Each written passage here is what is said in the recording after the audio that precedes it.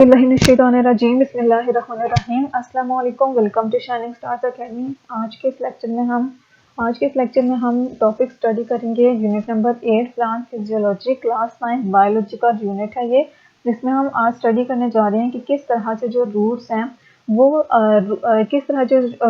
Soil से water और mineral salts को एब्जॉर्ब करती हैं। ठीक है, तो इसके लिए डिफरेंट मैकेनिज्म्स यूज़ किए जाते हैं जो कि मिनरल और वाटर की एब्जॉर्प्शन के लिए यूज़ होते हैं। इसमें सबसे पहले हम इसका बैकग्राउंड स्टडी करते हैं। Vital function. ठीक है, अगर हम प्लांट की रूट्स की बात करें तो जो रूट्स है वो दो मेजर फंक्शन है वो प्लांट बॉडी में परफॉर्म करती हैं। एक उसका काम क्या होता है कि एनकोरिंग द प्लांट इन सॉइल। ठीक है, प्लांट को सॉइल में स्ट्रॉन्गली हेल्ड करने के लिए जो है वो रूट्स अपना रोल प्ले करती हैं। ठीक है, एक इसका रोल ये हो गया। दूसरा इसका फंक्शन क्या है, absorbing essential minerals and water. दूसरा इसका फंक्शन ये है कि ये जो वो मिनरल्स सॉइल से अब्सॉर्ब करता है वाटर में डिसॉल्व करके, जो कि प्लांट बॉडी के लिए एसेंशियल, प्लांट बॉडी के लिए ज़रूरी है। तो ये वाइटल फंक्शंस आप लोगों को आने चाहिए। अब अगर हम प्लांट की फोटोसिंथेसिस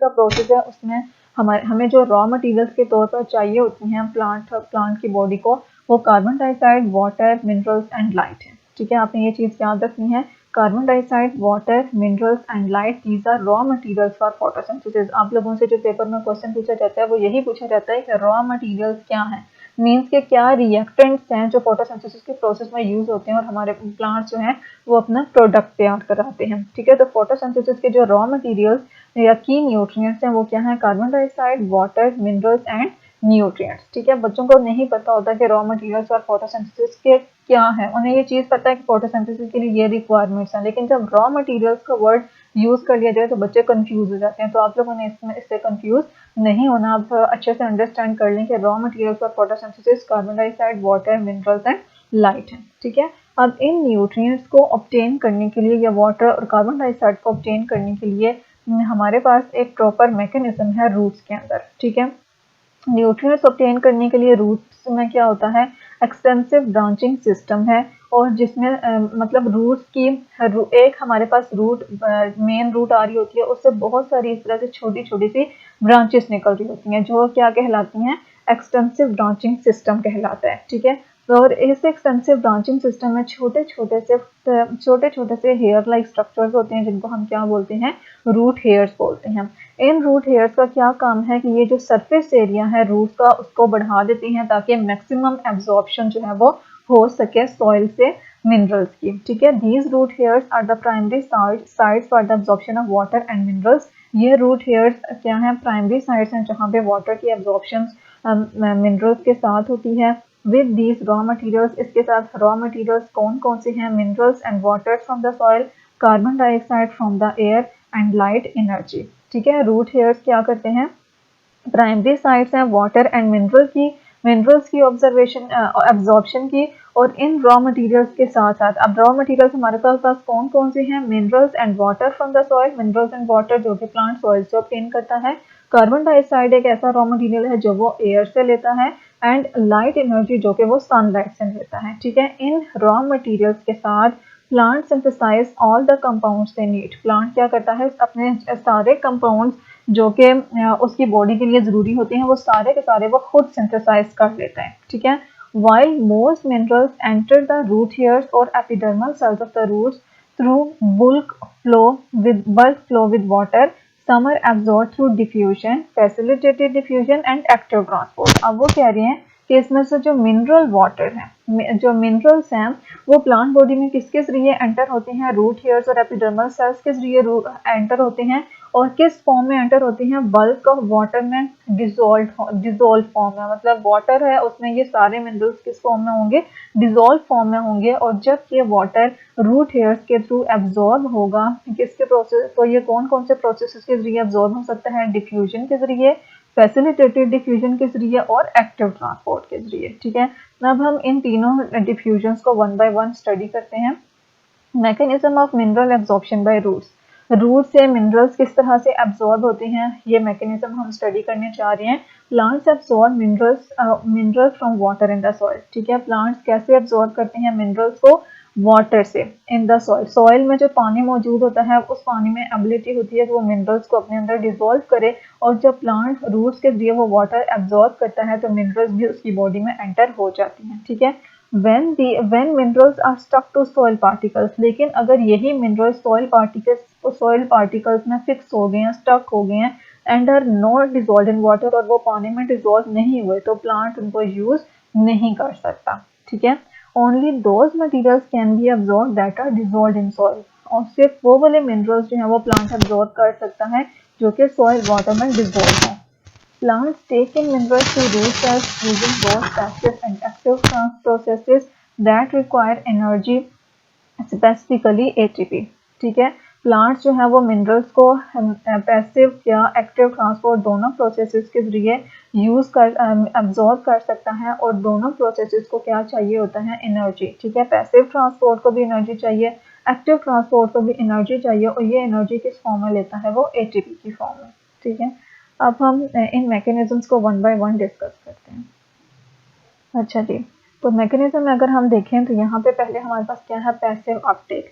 पैसिव अपटेक किसके जरिए होता है, डिफ्यूजन। डिफ्यूजन में क्या होता है कि जो मिनरल्स हैं वो हायर कंसंट्रेशन से लोअर कंसंट्रेशन की तरफ मूव करती हैं। मीन्स के सॉइल में मिनरल की कंसंट्रेशन ज़्यादा होगी और वो प्लांट बॉडी की तरफ मूव करेंगी जहाँ पे कंसंट्रेशन लो होगी। ठीक है, passive uptake happens to diffusion. Passive uptake भी किसके जरिए होता है, डिफ्यूजन के जरिए होता है। As minerals move against their concentration gradient, along their concentration gradient. Along concentration gradient means from higher to lower concentration. ठीक है, from higher to lower concentration क्या होता है, अलोंग कंसंट्रेशन ग्रेडियंट, और from lower to higher concentration क्या होता है, against the concentration gradient. ठीक है, अब ये पैसिव अपटेक रूट्स में किसके थ्रू होता है, थ्रू प्लाज्मोडेस्माटा। प्लाज्मोडेस्माटा के जरिए होता है, और प्लाज्मोडेस्माटा क्या होता है कि जो प्लांट्स के सेल हैं उनकी सेल वॉल्स आपस में कनेक्टेड होती हैं।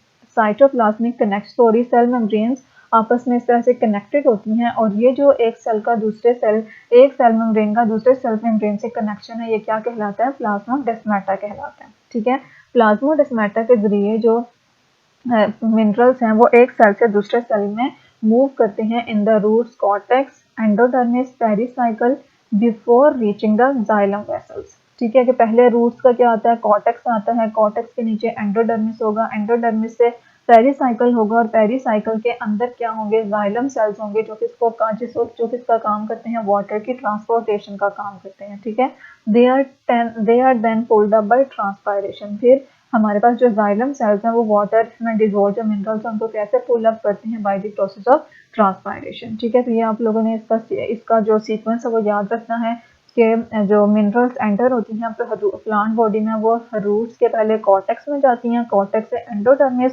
एंडोडर्मिस से pericycle, and then pericycle to xylem cells. ठीक है, और जाइलम सेल्स से जो इनका फ्लो होता है फिर वो किसके थ्रू होता है, ट्रांसपायरेशन के जरिए।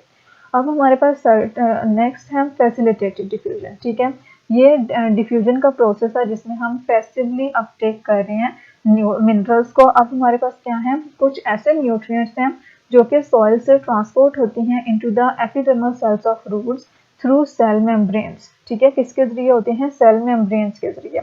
और सेल मेम्ब्रेन के जरिए जब जो न्यूट्रिएंट्स हैं वो सॉइल से एब्जॉर्ब होते हैं या ट्रांसपोर्ट होते हैं, वो उसका प्रोसेस क्या कहलाता है, फैसिलिटेटेड डिफ्यूजन कहलाता है।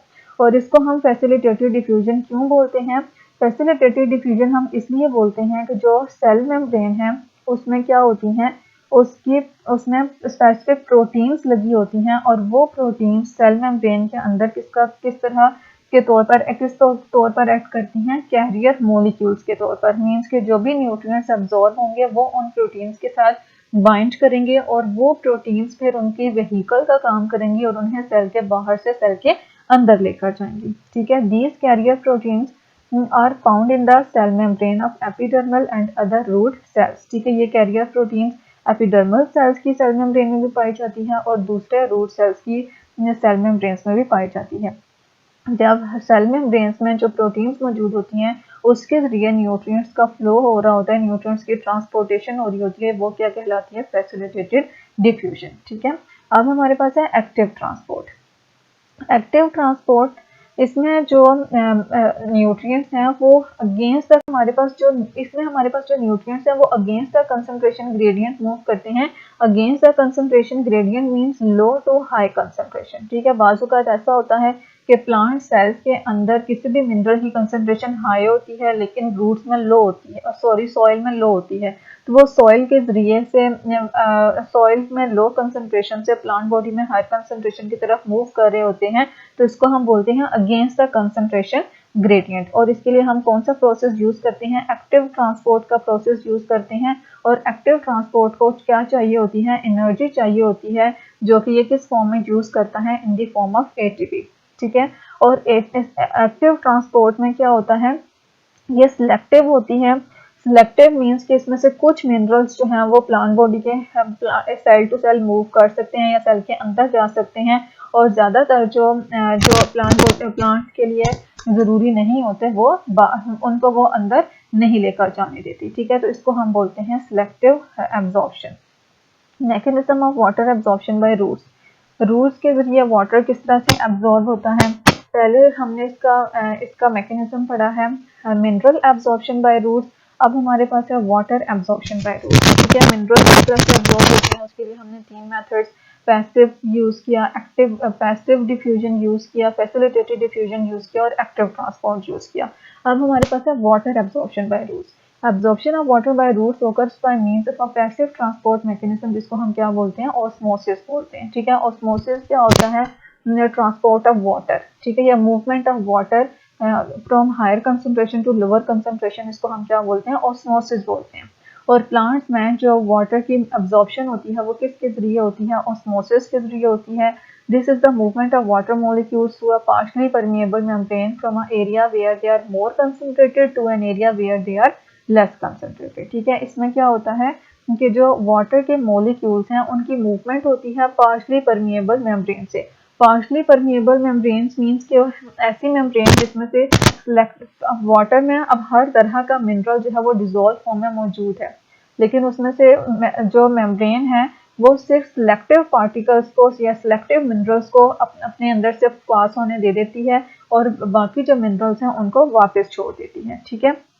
और इसमें भी क्या होता है, एब्जॉर्प्शन मॉलिक्यूल्स की होती है from higher concentration to lower concentration, ठीक है। If they are move if water moves into a cell, अगर water into the cell move कर रहे हैं तो इस बाय प्रोसेस ऑफ ऑस्मोसिस, तो इसको हम क्या बोलेंगे, एंडोस्मोसिस बोलेंगे, ठीक है। If water moves into a cell, यहाँ पे word endo means inside and exo means outside. अब वाटर की दो तरह की मूवमेंट है, इनसाइड द सेल भी हो सकती है और आउटसाइड द सेल भी हो सकती है, इनटू द सेल भी हो सकती है और आउट ऑफ द सेल भी हो सकती है।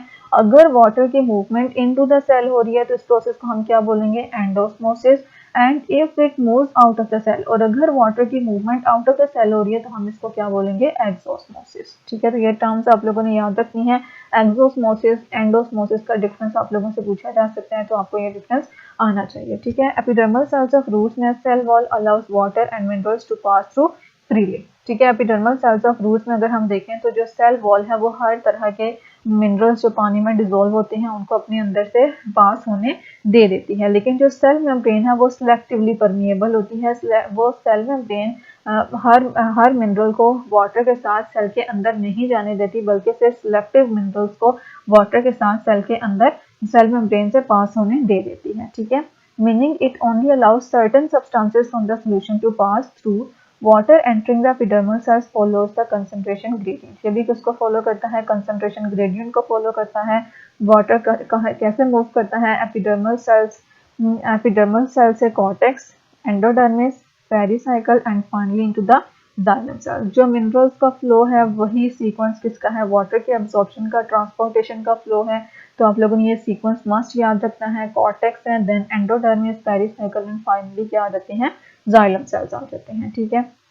ये हमारे पास एब्जॉर्प्शन थी मिनरल्स एंड वाटर की बाय रूट्स। उम्मीद करती हूँ वीडियो आप लोगों के लिए हेल्पफुल थी। अगर हेल्पफुल थी तो please like share and subscribe जरूर कीजिएगा। दुआ में याद रखिएगा। अल्लाह हाफिज़।